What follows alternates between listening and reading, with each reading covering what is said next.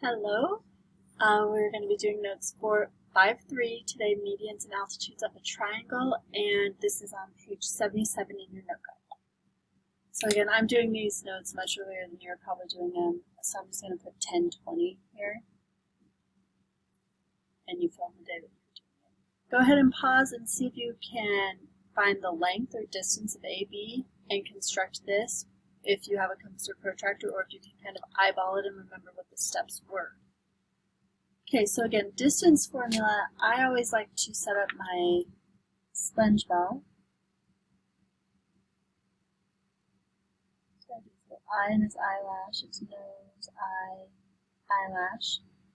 Whatever x's are going to go first, so I can do the 1 or the -6. I'm going to start with 1. Minus -6 will make it a +6. If I start with the 1, I'm also going to start with the -9. Minus a -2, making it +2. 1 plus 6 here is going to be 7. 7 squared is 49. -9 plus 2 is going to be -7. -7 squared will be another 49. Okay, so there's two ways you can kind of go about this. 49 and 49 is square root of 98.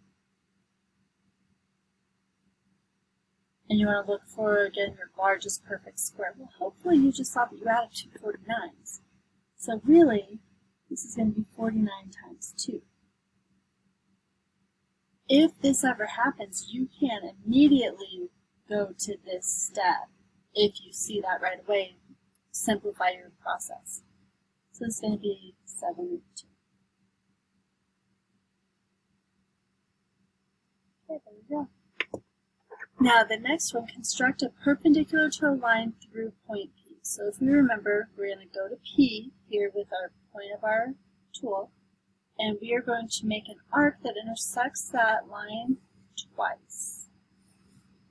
Now the reason you did that is because now P to this point and P to this point are the same length.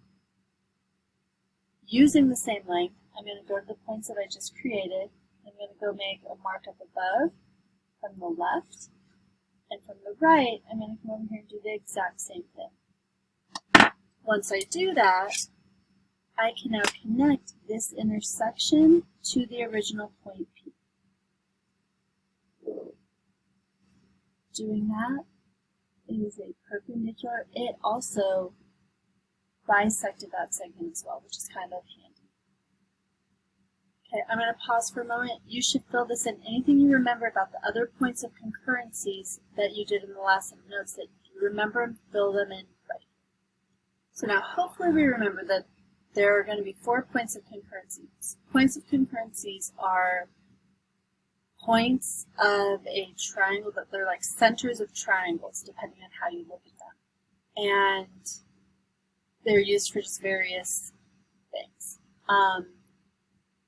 Depending on where the point is located, it can create different things that you might want to look at. And they're used often, like, there's this show called Numbers before that would use different points of concurrency to find where, like, crimes occur, or where an earthquake might occur, and things like that. So it was a really interesting way you could utilize this math in problem solving and detective work and things like that. Okay, so anyway, there's 4 points of concurrency. The first one you learned started with a P, and the second one you learned started with an A. The first one you learned was called a perpendicular bisector.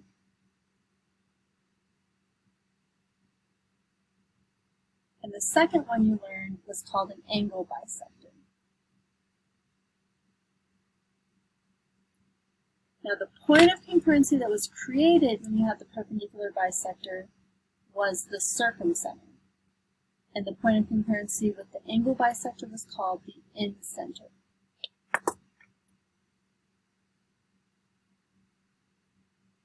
Circumcenter and incenter. Okay, so the circumcenter is if you had a triangle and you had a circle that circumvented it. It went around the triangle, and the point was the same distance to all of the vertices. Now the in-center is when you had a triangle and you had a circle that was inside the triangle.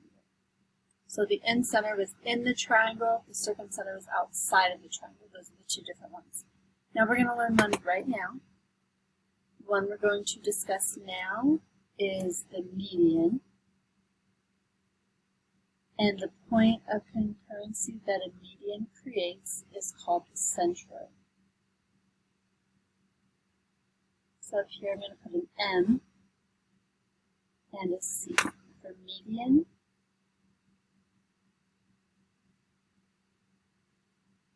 and centroid.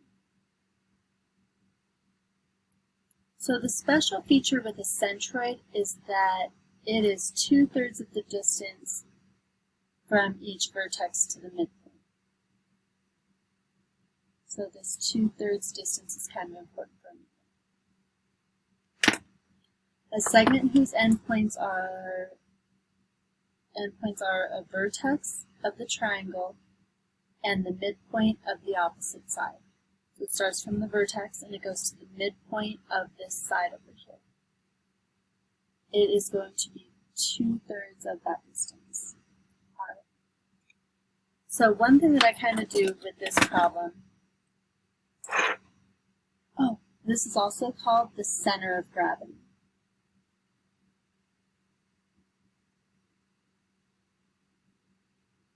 So that's a interesting piece of this particular one is the median creates the center of gravity for these triangles.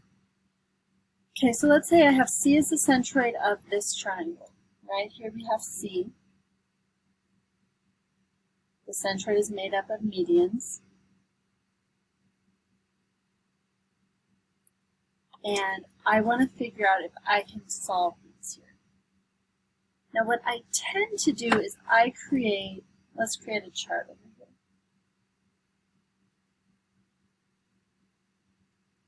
If this is H, and this down here is C, and this down here is N. Okay, it is 2/3 of the way. So if CH was 10, I'm going to do a pencil so I can erase it. If CH here is 10, and CM down here, that means that I cut this piece into 3 pieces.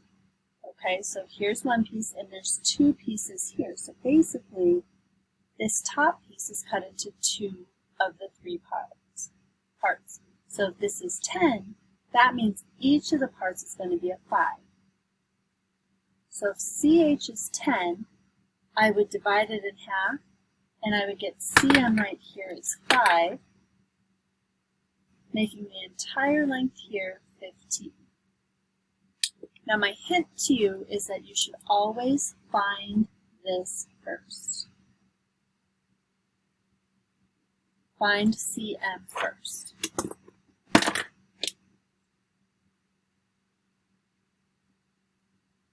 So if I'm going to do this and I knew that CM is 7. So if I know CM down here is 7, what do I do to figure out this side? Well, there's 2 of them up here, so this one up here would be 14.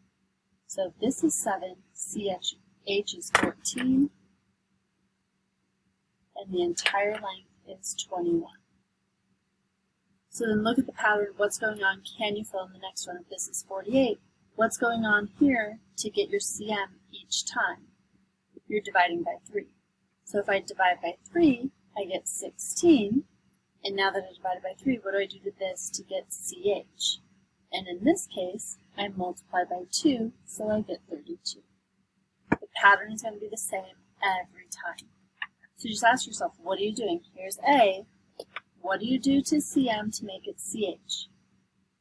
I'm going to multiply by 2, so I get 2A. Now what do I do to A to get HM? Here, I multiply each of them by 3. That's the easiest line, okay? So now, I need to go in the other direction. What do I do to this to make it A? In each of these, I divide it by 2. So if I have B, I'm going to say either B over 2, or I'm just going to write 1/2 B. Again, what do I do to this to make it this? I multiply this by 3. So if I take 1/2 and I multiply it by 3, it becomes 3/2.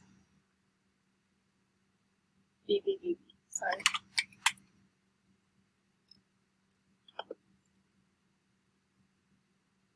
Okay, now the last one here. What do I do to this to make it this middle one? I'm going to divide by 3 each time. So this is 1/3 C, and then here I multiply by 2, so this would become 2/3 C for that one. So this is the pattern, this is kind of the process. I'm going to make a chart, actually, for the next one that I'm doing right here. Because I think this chart is kind of helpful. So I'm going to continue on. Okay, so down here, this is where the problem gets a little bit tricky. CH is this length right here.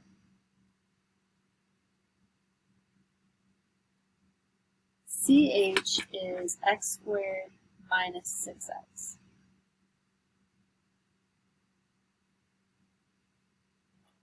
CM is x plus 10. I need to solve for HM here. So I need to figure out what HM is. Okay, so what do I need to do?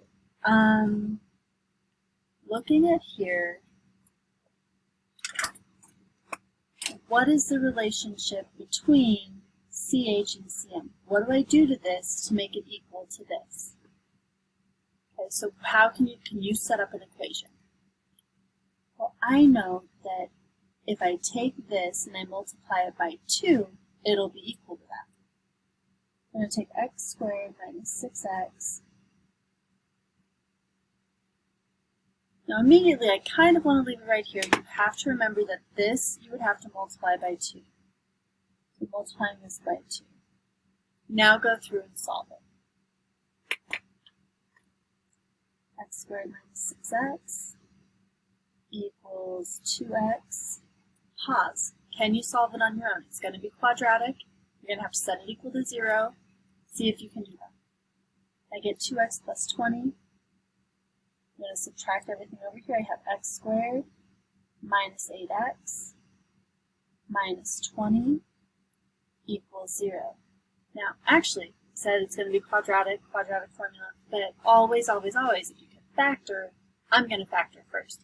You don't have to. You can always use quadratic formula, but factoring is a little bit easier if you can do it. So here I want factors of 20. X has no coefficient, so I can just put x and x. This is a negative, which means my signs are going to be different. So I'm going to have a plus and a minus. Do I have factors of 20 that have a difference of 8? My factors are going to be negative 10 and positive 2. 2 times negative 10 will be negative 20. Negative 10 plus 2 will be negative 8. That's going to work. Now, in this case, one of these factors is equal to 0, so either x plus 2 equals 0, or x minus 10 equals 0, so x either equals negative 2 or positive 10. Okay, so here are my x's. That is not what the question asks. The question wants me to solve for HM. That's not what I did. So I need to solve these either for negative 2 or 10. Okay, so here are my x's. I'm going to plug these x's in. Plug those in and see what I get. So negative 2 squared is going to be positive 4, negative plus 12, I get 60. Here I get 100 minus 60, and I get 40. Negative 2 plus 10 is going to give me an 8. 10 plus 10 is going to give me 20. Now remember, in each case, what do I do to this to make it that third length? Here I'm going to multiply by 3. 8 times 3 is 24. and 16 plus 8 is 24. 20 times 3 is 60. 40 plus 20 is 60. So that's how I'm going to solve this.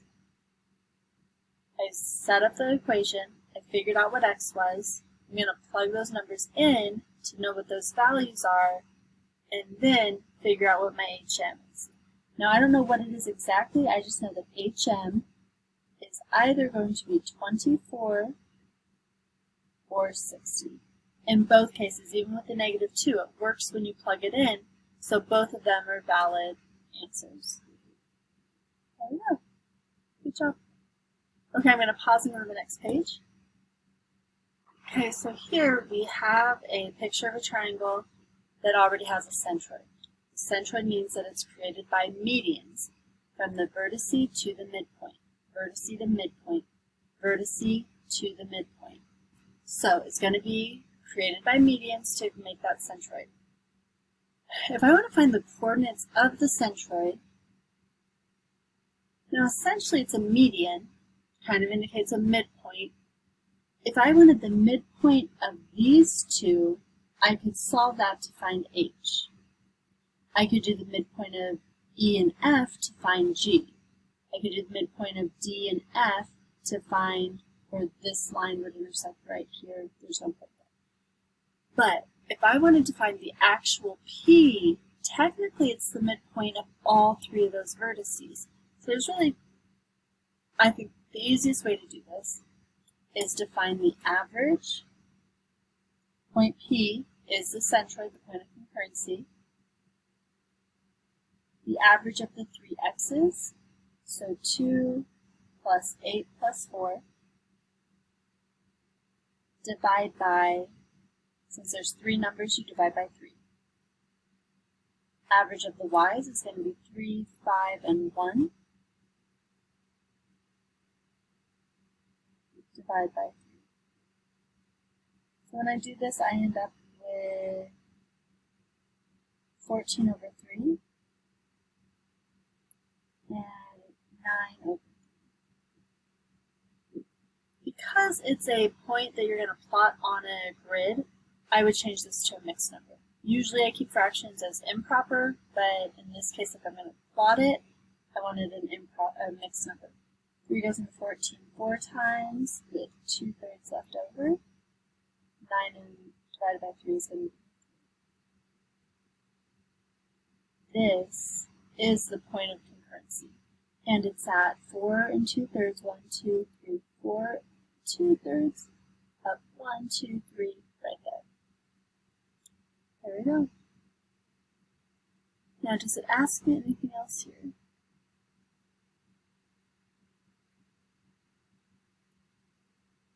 If I wanted to see this, I could kind of see that this length right here is a unit of 2. If I want to kind of eyeball this, from D to G is 4.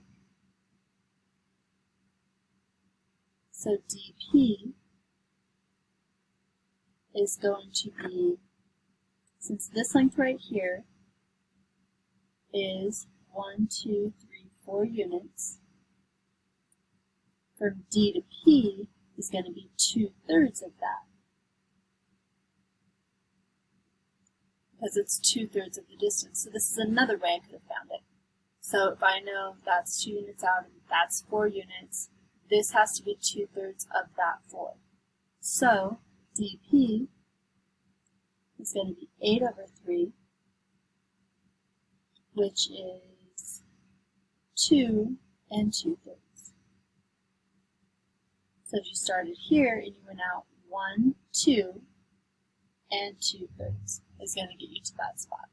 So it's another way for you to kind of calculate it if you wanted to do it a different way. Okay, so our fourth point of concurrency that we're going to talk about is going to be our altitude.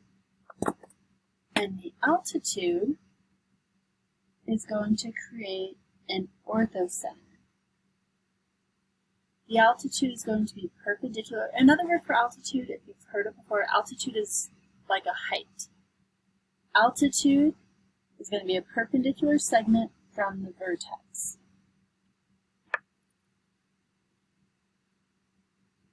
height of a figure of a triangle. Now the point of concurrency of the lines containing the altitude of a triangle are concurrent at the orthocenter. So I have 3 triangles down here where I can show you how to create the altitudes. I'm just really kind of eyeball them. You could use a compass and protractor to create them very specifically, but let's just say I was going to draw the height here. I would want to draw this perpendicular to here so I could use my compass and I could create it exactly. I'm not going to. But I eyeball that height. Now if I come this way, and I eyeball the height this way, making it perpendicular to that base. And if I eyeball the height this way,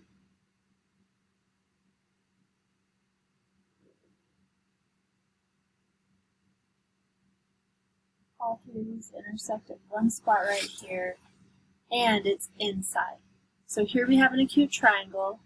The 3 altitudes intersect inside the triangle. Now I have a right triangle. So when I have a right triangle, if I were going to do the height from this vertex here, well, this height is going to go straight down. Well, what if I did the height from this vertex? Well, the height from this vertex is also going to go straight down.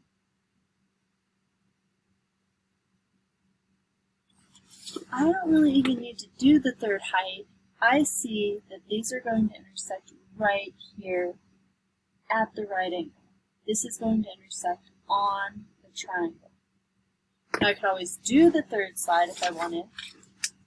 And the 3rd side would be a height from this vertex, which means it has to go through that point because that's the vertex. And I would come down like this.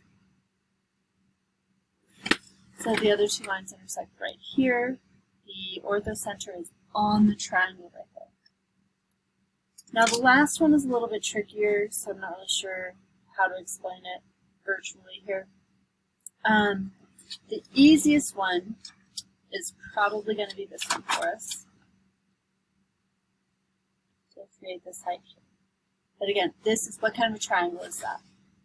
So this is acute, this is right, this one's an obtuse triangle. So with the obtuse triangle, if I'm going to create the height right here, I can kind of do this.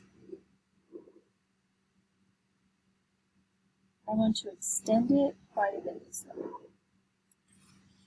Now, to do the other heights, it's a little bit tricky, because if you look at this, flipping it around, this height would be outside of the triangle. So what I tend to do when I'm doing this is I want to extend this side. So if I'm going to extend this leg, and again, you can use a compass and protractor and you can actually create the actual height using the point through point P, not on the line. We did this probably in the warm-up. I'm just going to eyeball it though, so it may be a little bit off. If I wanted to do the height here, I'm going to create it from here straight down. That's going to be perpendicular to that base that I just drew. And they intersect way outside. Now what if I turn it a little bit this way, and I want to extend this?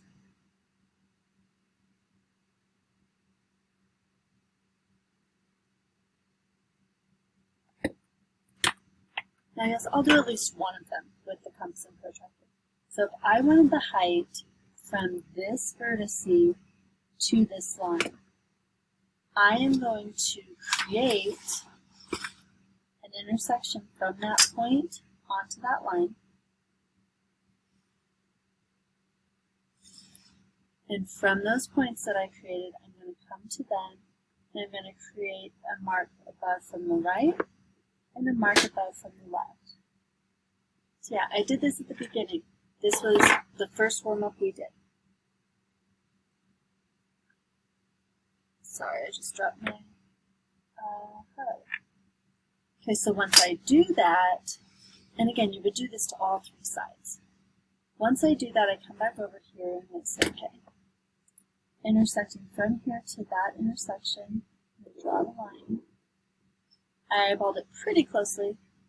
That intersection is going to be right out here, where it is outside the triangle. So those are our three different ways you could have an orthocenter. You could have one inside, outside, or on the triangle. If this helps, because I know there's a lot going on over here, this was your original triangle. Maybe come back and shade it in. Makes it a little bit easier to see what is going on. Okay, again, that's a little bit tricky. If you have questions, please come to office hours and see. Okay, this is going to be our last little bit of this. This is a review. I suggest, this is how I remember it every time. I'm going to color code these. Purple, blue, pink, and green.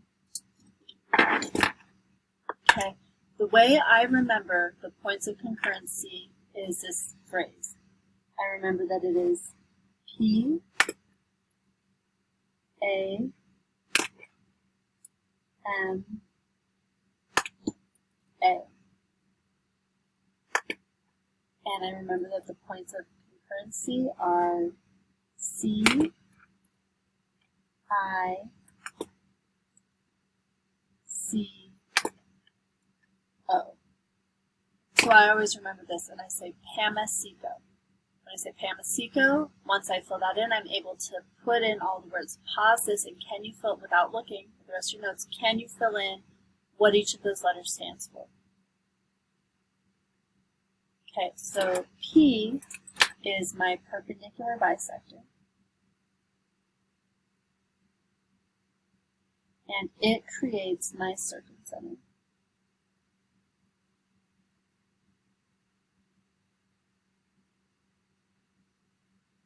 Okay, A is my angle bisector. My first A is the angle bisector. The two bisectors go together at the top. And notice that the P and the C are consonants, the A and the I are vowels. M and the C are consonants, the A and the O are vowels. So the vowels go together, the consonants go together. I is in center.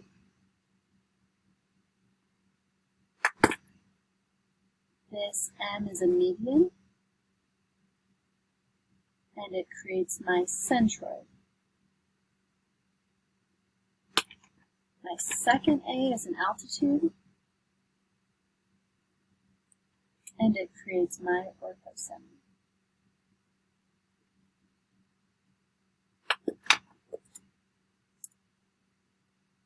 So again, the ones that these are, my perpendicular bisector is purple.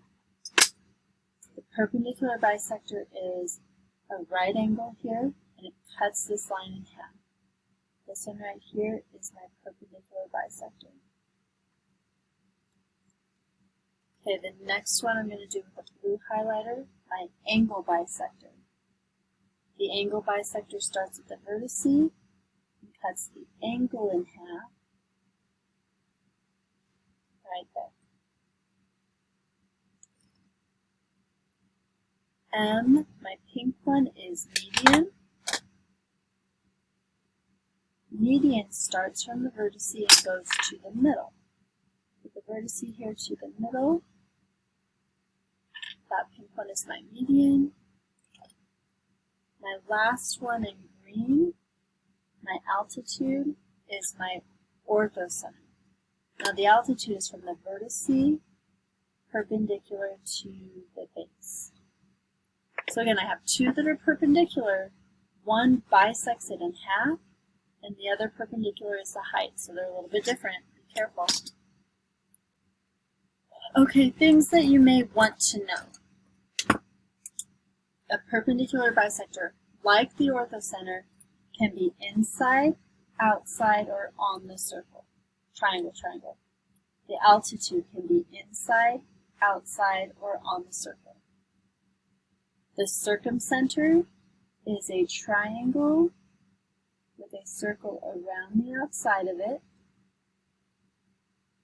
The incenter is always inside.